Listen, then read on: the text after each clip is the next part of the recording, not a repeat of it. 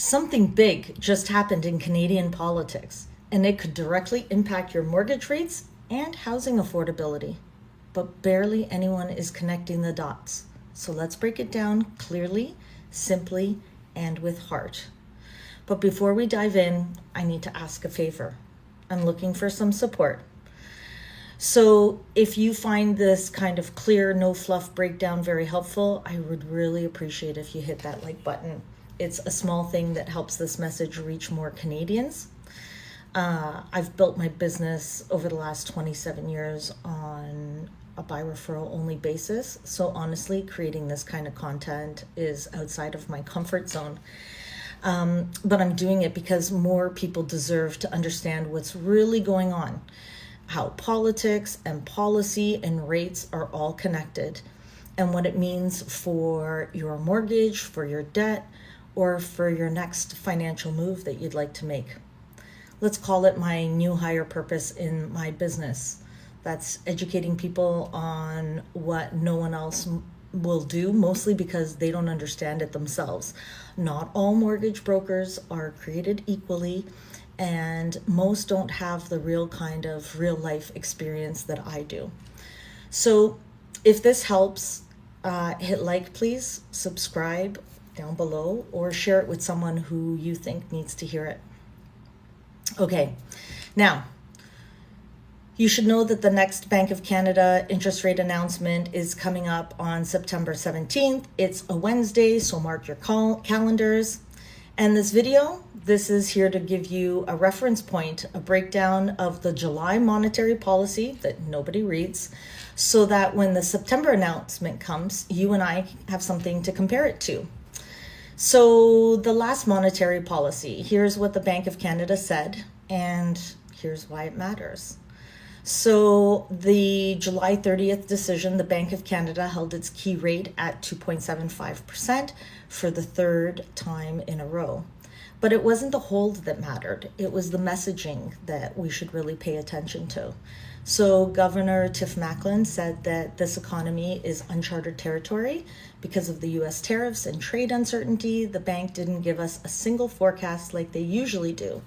Instead, they presented 3 different scenarios based on how trade might unfold, whether tensions escalate, cool off, or if they continue to hold steady.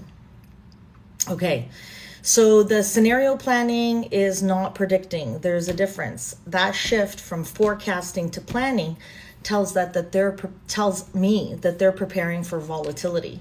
Canada's economy shrank in the second quarter, and the bank sees a modest rebound in the second half of the year. So we'll see about that.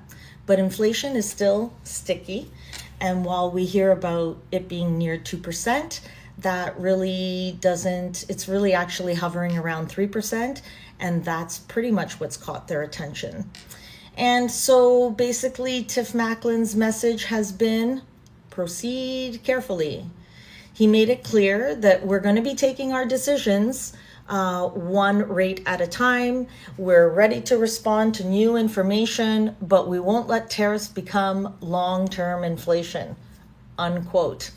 So he also warned that tariffs drag down the economy's efficiency and that without change, they'll leave us in a permanently lower growth path. So that has implications in and of itself. And that's not just abstract policy talk.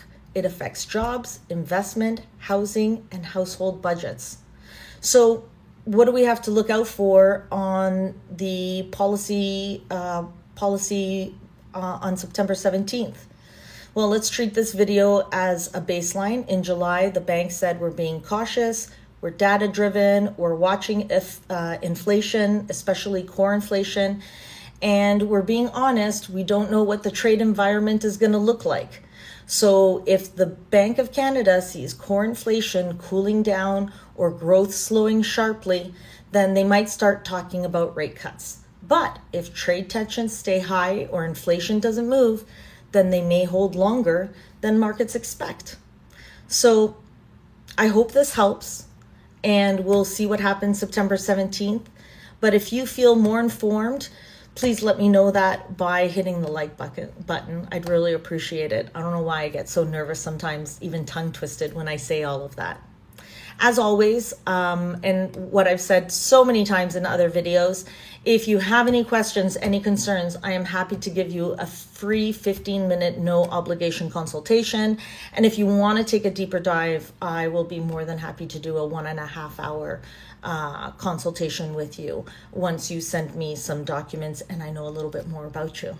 My commitment is to try to help you navigate and make financial decisions with confidence and with a whole bunch of clarity. Until next week, be well.